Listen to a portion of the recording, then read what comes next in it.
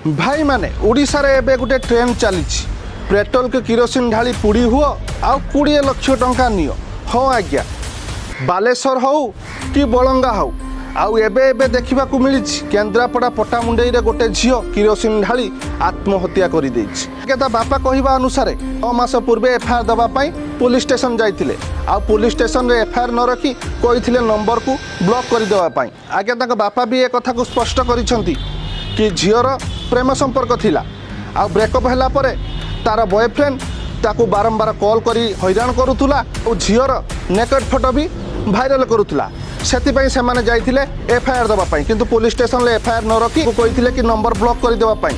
एथिरु जहाँ जना पड़ुची झीलटीर आत्महत्यार कारण होउची तार सही पुराना बॉयफ्रेंड जे कि ताकू मानसिक निर्यातना देउथिला सेति हुए तो झीलटी आत्महत्या करि थाई पारे।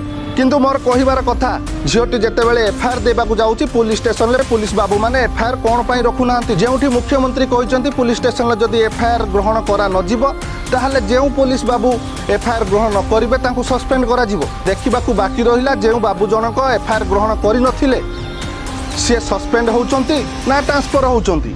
आ मोहन सरकार कथा पुलिस बाबू माने केते दूर मानुचंती आपणक आखि आगरे एटा एक ज्वलंता उदाहरण।